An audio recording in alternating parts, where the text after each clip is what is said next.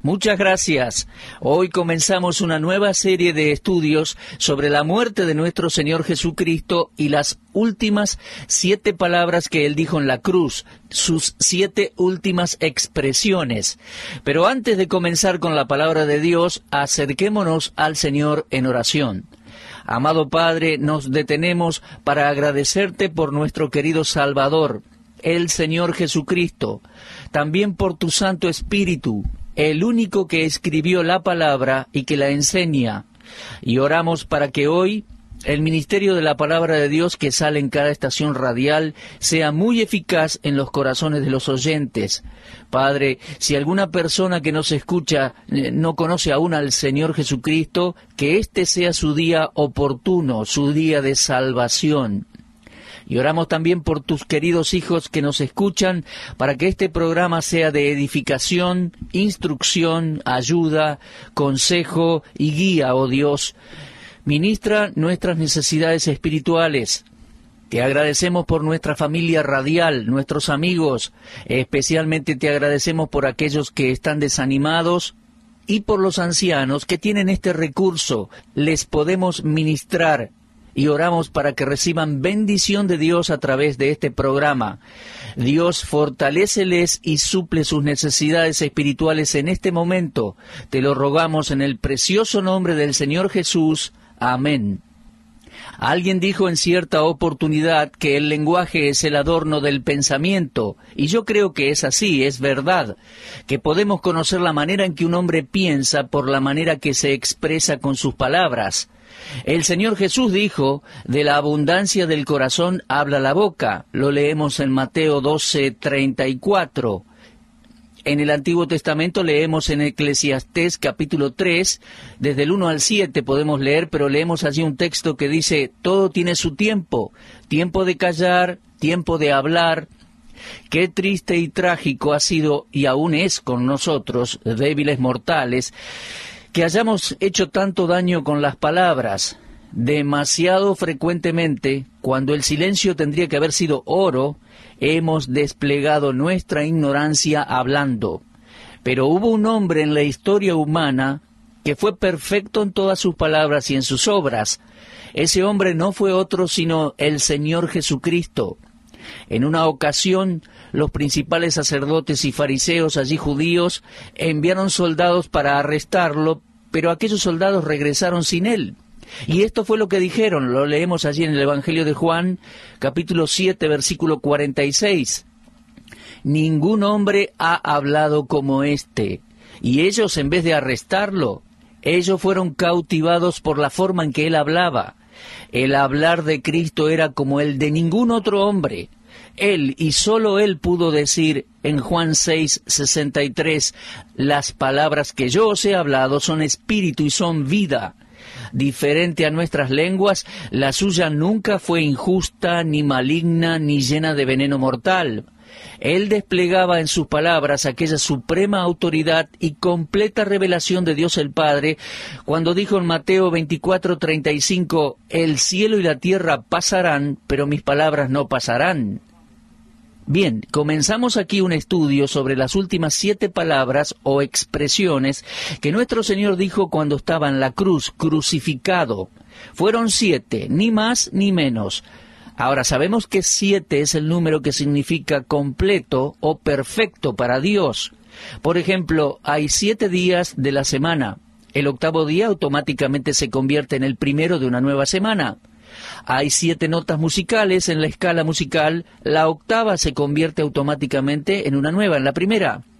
El número 7 en las Escrituras, como ya lo dije, significa completo o perfecto, y por lo tanto, lo que tenemos en estas últimas 7 palabras que Cristo pronunció en la cruz, es una interpretación completa del amor de Dios para la raza humana. Las últimas palabras de algunos de los más grandes hombres y mujeres han sido registradas en libros, grabadas en piedras de mármol y monumentos, tejidas en caros tapices y pintadas en los más imperecederos colores del arte. Pero por sobre todas las palabras que han sido preservadas para nosotros de los labios de renombrados y de pequeños hombres famosos, las 7 palabras de nuestro Señor Jesucristo permanecen preeminentes, sobrepasan por mucho a todas las demás. Cuando Cristo habló en el Gólgota crucificado, Él utilizó palabras sublimes y santas como adorno de su pensamiento. De estas 7 palabras, 3 fueron dirigidas a Dios el Padre y 4 fueron dirigidas a los hombres. Me gusta pensar en estas 7 palabras como 7 ventanas por las cuales podemos entrar a la misma mente y corazón del Señor. En el día más oscuro en la historia humana, el hombre necesitaba ventanas por medio de las cuales pudiera brillar la luz de Dios. Y bendito sea su santo nombre, porque aquella luz sí que brilló, y gracias a Dios aún brilla, y lo hará por siempre. Cada vez que se repitan estos dichos de Cristo, los hombres son y serán privilegiados al observar la mente del Creador y Redentor del mundo y observar el corazón mismo del Señor y del Evangelio. Cada generación de la Iglesia cristiana ha reconocido la muerte de Jesucristo. Ella ha sido incorporada en sus predicaciones y oraciones, en sus credos y cantatas, en sus himnos y días santos. Cuando la cristiandad contempla el año calendario, los sufrimientos y sacrificios de nuestro Señor Jesucristo en el Calvario nunca se dejan de lado de aquellos planes. Tal omisión sería impensable. La Iglesia siempre ha creído en la muerte de Cristo. Para mí ha sido un placer leer algunos sermones y estudios basados en los dichos de nuestro Señor Jesús en la cruz. Y supongo que más sermones han sido predicados cada año sobre este tema durante la llamada Semana Santa. Con el riesgo de parecer crítico, debo decir que, muy a menudo, muchos ministros descuidan el verdadero significado de la muerte de Cristo. Ellos enfatizan los dichos de nuestro Señor, pero minimizan sus sufrimientos y su sacrificio sustitutorio. Lo que el Señor dijo es importante, pero lo que Él logró en su muerte en la cruz es indispensable para la redención del hombre. Por lo tanto, antes de considerar en esta serie de estudios las 7 palabras de nuestro Señor en la cruz, vamos a ver primero la obra de redención efectuada por la muerte de nuestro Señor en la cruz. Es muy importante que nosotros comprendamos exactamente quién era el que sufrió y quién era el que allí habló en aquella cruz estando crucificado. En el medio de diversas doctrinas respecto a la persona de Cristo, siempre es bueno que recordemos en nuestros corazones que el hombre que murió en el Calvario era distinto a cualquier otro hombre en la historia humana. Y dejemos bien en claro que Jesucristo es único no solo por lo que dijo, sino también por su absoluta deidad. Él era hombre y Dios. La cruz, la Iglesia y el cristianismo son cristocéntricos. Convicciones diferentes respecto a Jesucristo marcan la diferencia entre los trinitarios y los unitarios. La diferencia que divide a la cristiandad en esta hora parece ser menor, pero usted puede estar seguro que es de la mayor importancia. Ahora bien, exactamente, ¿quién es este hombre que fue crucificado y habló allí en la cruz del Calvario? Le propongo examinar las Santas Escrituras para determinar la respuesta correcta a toda esta importante cuestión. Si alguno de mis oyentes sugiere que la Biblia no es la fuente confiable de información exacta respecto a esta cuestión, entonces solo puedo concluir que no existe un denominador común sobre el cual podamos llegar a un acuerdo. La gran división en el cristianismo ha sido creada por una diferencia de creencias sobre el verdadero fundamento de autoridad. La verdadera autoridad está, para nosotros, en las Santas Escrituras. La Biblia es la palabra de Dios. Por lo tanto, es a la palabra de Dios donde acudimos para nuestro estudio preliminar sobre la muerte de Cristo y luego sobre sus últimas palabras. Vamos a ver en primer lugar quién era el que vino al mundo cuando Cristo nació de María. Cualquiera sean los complejos pensamientos de líderes religiosos al respecto, la Biblia deletrea la respuesta con una claridad sin errores. Por ejemplo, leamos en primer lugar aquellas palabras divinamente inspiradas escritas por el apóstol Juan en su Evangelio, capítulo 1, versículo 1 y luego versículo 14. Dice allí: en el principio era el Verbo, y el Verbo era con Dios, y el Verbo era Dios. Y aquel Verbo fue hecho carne, y habitó entre nosotros. Y vimos su gloria, gloria como del unigénito del Padre, lleno de gracia y de verdad. Este pasaje establece la verdad respecto a la persona de Cristo, cuya importancia nunca puede ser sobreenfatizada, no se puede exagerar. Estos versículos contienen una afirmación continua y completa, sencilla y sublime. Simplemente nos dicen que el Dios eterno vino en su tiempo y se hizo hombre. Yo no comprendo todo el significado de estos versículos en Juan 1, pero sí sé que esa es la verdad sencilla establecida. Aquí la eterna preexistencia de este Verbo está implícita, y es Él el Creador, y es Él el que se hizo carne. Por lo tanto, así se nos presenta al Dios hombre, Jesucristo, quien en sustancia y esencia es verdaderamente Dios y es verdaderamente hombre. Vamos a leer lo que Pablo escribió en Colosenses 2:9, y dice: porque en Él, es decir, en Cristo, habita corporalmente toda la plenitud de la deidad. En este punto, Pablo no estaba hablando de una persona mística, sino de Jesucristo, el hombre, en cuyo cuerpo habita toda la plenitud, la suma total de la deidad, lo que es Dios. La palabra deidad sugiere absolutamente Dios, como no se encuentra en ningún otro nombre. Pablo no estaba diciendo que en Cristo habita una parte de la divinidad, sino que en Él habita la completa deidad, la totalidad, la suma total de la deidad. Todo lo que Dios es, lo encontramos en la persona de Cristo, corporalmente. Subrayen esa palabra, por favor, corporalmente, porque literalmente significa que está en un cuerpo material, en el cuerpo que nació de la Virgen María y resucitó de entre los muertos. Ahora, si usted me pide más explicaciones, solo puedo responderle que va más allá del poder de la explicación humana.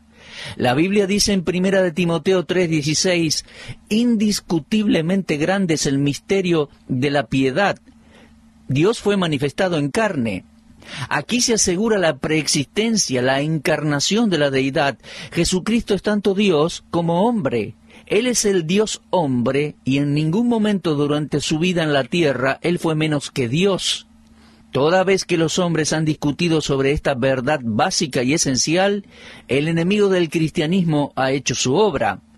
En su nacimiento y durante toda su vida sobre la tierra, Cristo fue Dios manifestado en carne. Este es el misterio y el milagro de la encarnación.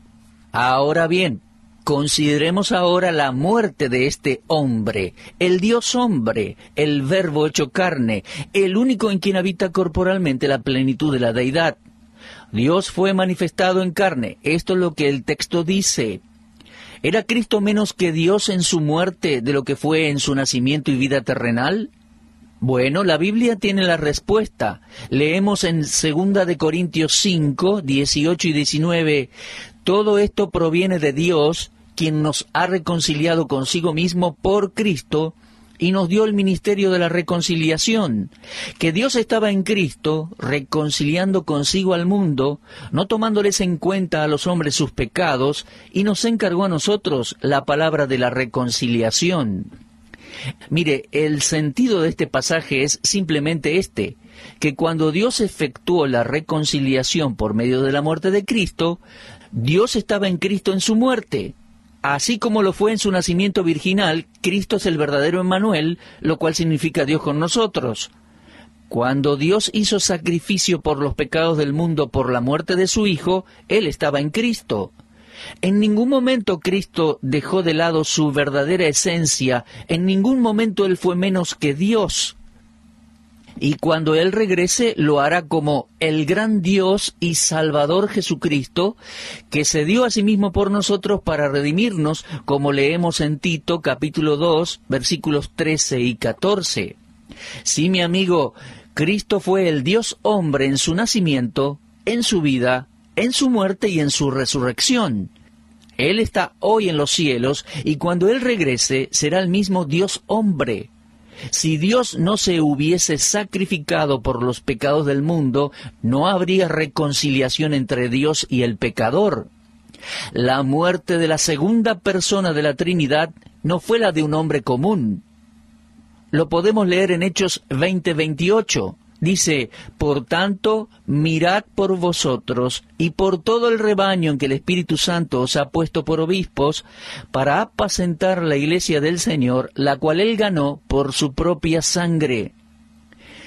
Yo subrayé en mi Biblia esta frase, por su propia sangre.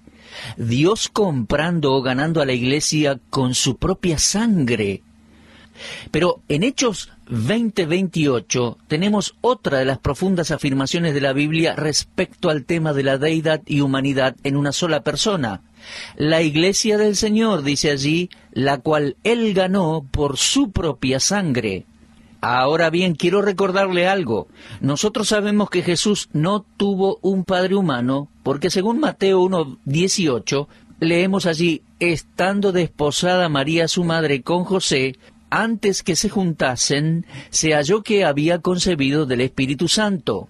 La expresión antes que se juntasen se refiere a la unión física de un hombre y una mujer por medio de la cual ocurre la concepción de un nuevo ser humano, un bebé. Pero el embarazo de María fue antes de que ella y José tuvieran contacto físico.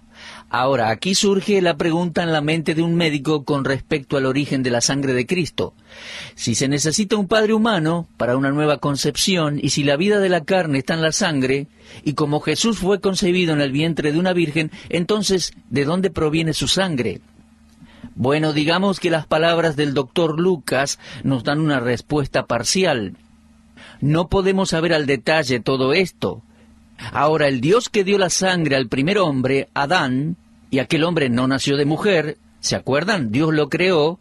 Bueno, Dios se ocupó de proveer para el Dios hombre un cuerpo humano y sangre sin participación de padre humano. Leemos en Hechos 20:28 que habla de la sangre de Dios, su propia sangre. Pero debido a que la Biblia no menciona en otro lugar la sangre de Dios, este versículo ha presentado una dificultad contextual para algunos críticos. Pero yo lo acepto por lo que allí dice. La sangre del cuerpo humano de Cristo era la sangre de Dios, pues Cristo es el Dios hombre. Fue esa santa sangre la que fue derramada por nuestros pecados en la cruz. En su muerte, Él era Dios, derramando su propia sangre, de la misma manera como fue Dios en su nacimiento y en su vida, y hoy sigue siéndolo luego de su resurrección. Yo no evado el pensamiento de la muerte de la deidad, porque esta es la forma que Dios lo planeó. A través de la Biblia el sacrificio está relacionado con la sangre. Usted puede leer en Éxodo 30:10, en Levítico 16:27, en Números 35:33.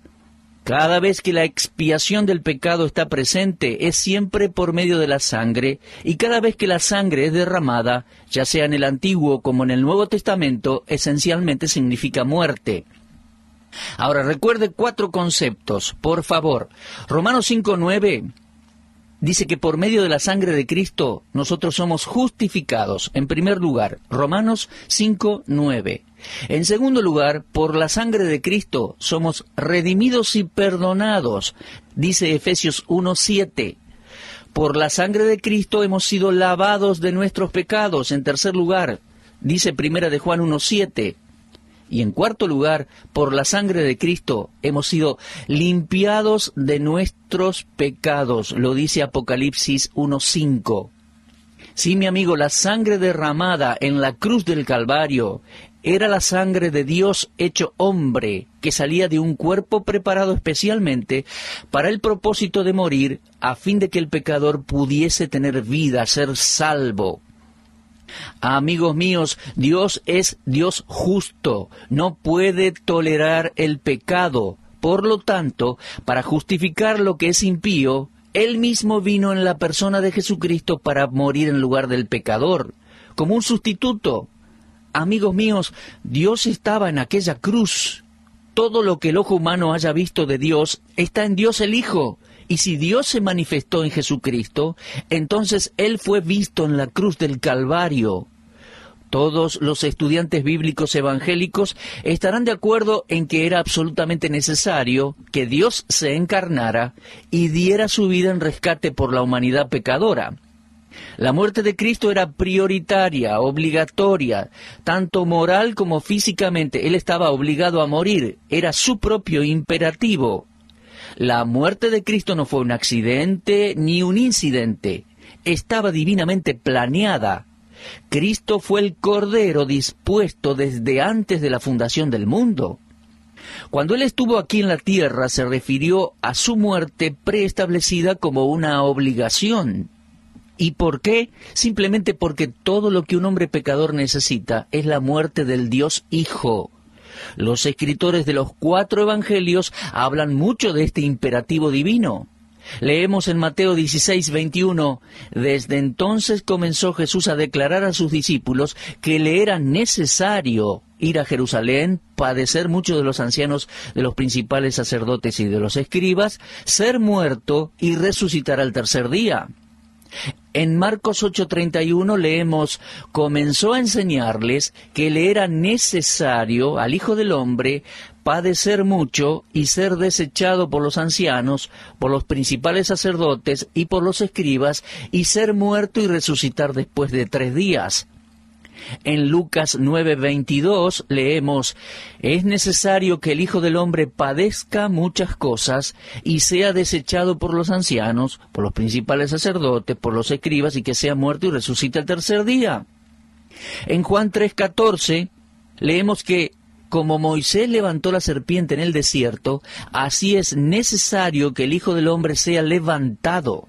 Era necesario que Él fuese levantado en aquella cruz. Ahora bien, estos versículos simplemente nos dicen que el sufrimiento y la muerte de Cristo eran necesarios, porque de ninguna otra manera podía nuestro Señor hacer sacrificio por los pecados. Tanto Mateo como Marcos hablan del vituperio de los enemigos de Cristo cuando dicen, «Si eres el Hijo de Dios, desciende de la cruz». Ahora, nosotros sabemos que Él no descendió de la cruz, y no porque no podía hacerlo, sino porque no tenía que hacerlo, no debía hacerlo. Cuando aquellos líderes judíos dijeron, «Desciende de la cruz y creeremos en ti», ellos estaban mostrando una extraordinaria insensatez. Él podía hacerlo, pero era necesario que no lo hiciese. Y alguien dijo en cierta ocasión, «Es porque Cristo no descendió de la cruz que nosotros creemos en Él». La muerte de Dios, la segunda persona de la Trinidad, Dios el Hijo, fue absolutamente necesaria. Bueno, amigos, estamos en una introducción a las 7 expresiones de Cristo en la cruz, pero antes era y es necesario que entendamos quién estaba muriendo allí en la cruz. Y recuerde que en aquella cruz se nos mostró un amor sin límites, porque no hay límites para el amor de Dios. Mi amigo, observe a su Salvador en aquella cruz, y entonces usted podrá decir, «De tal manera me amó Dios a mí».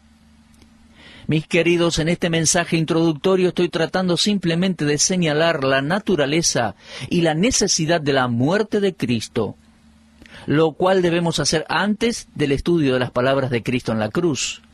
Habiendo visto algo de lo imperativo, lo necesario de su sacrificio, seremos capaces de comprender la importancia de lo que Él dijo en la cruz. Estando allí crucificado, era necesario que Cristo muriera para el perdón de nuestros pecados, el perdón de los pecadores. Mis oyentes, pecar no es un acto pequeño y usted y yo debemos confesar. Si es que somos honestos, debemos confesar que somos culpables de haber hecho cosas incorrectas delante de Dios. Hemos pecado en nuestro pensamiento, en nuestro hablar, en nuestras acciones, y sabemos que todo pecado es una ofensa en contra de Dios mismo y que la paga del pecado es muerte. Por lo tanto, no podemos dejar de lado nuestro pecado y concluir que todo estará bien al fin y al cabo. Enfrentemos el hecho de que todo está mal y que a menos que recibamos el perdón de Dios, habrá un precio que el pecador debe pagar. Pero mi querido oyente, el perdón ha sido provisto por Dios porque Él quiso pagar el precio, por medio de la muerte de nuestro Señor Jesucristo. Leemos en Efesios 1:7 que en Él tenemos redención por su sangre, el perdón de pecados según las riquezas de su gracia. Nuestro perdón, entonces, es por medio de la sangre de Cristo derramada en su sacrificio en la cruz. No por medio de lo que Él dijo, sino por medio de su obra, aquella obra perdonadora que Cristo logró con su muerte sustitutoria en la cruz. Cargó nuestro pecado, sufrió nuestro pecado para que nosotros pudiésemos ser perdonados. Mi amigo, Dios no puede perdonar el pecado sobre ninguna otra base. Pero gloria a Dios, escuche esta buena noticia, lo hace sobre la base del derramamiento de la sangre de Cristo en la cruz. Confíe en Dios, Él lo ama y le ofrece perdón y vida eterna. Él exhorta allí en el libro de Isaías diciendo, deje el malvado su camino y el hombre injusto sus pensamientos, vuélvase a Dios, el cual tendrá de él misericordia y será amplio en perdonar. Mi amigo, ese es el Dios vivo y verdadero. Es amplio en perdonar, pero reconozca por favor sus pecados. Nos perdona en Cristo y nos limpia de pecado por el efecto poderoso de la sangre del Dios hombre derramada en la cruz del Calvario. Mi amigo, ¿ha recibido usted a Cristo como Salvador? Hágalo ahora, por favor. Hágalo ahora. Dígale, Señor Dios, me arrepiento de mis pecados. Entiendo que Cristo murió en mi lugar, que me quieres perdonar. Acepto a Cristo, recibo tu perdón, confío en ti, creo en tu amor. Y si usted ya es creyente, mi querido amigo, reflexione. Frecuentemente debemos confesar nuestros pecados y confiar que Dios es fiel y justo para limpiarnos de nuestros pecados y mantener viva y fresca nuestra comunión con Él. Gracias a Dios, gracias a Dios. Nos detenemos en este punto. El tiempo se terminó por hoy. A partir del próximo programa, entonces, si Dios quiere, vamos a ir considerando las últimas 7 palabras, las últimas 7 expresiones de Cristo en la cruz. Algo muy importante para usted, para mí y para toda la humanidad. Será hasta nuestro próximo encuentro entonces, y muchas gracias.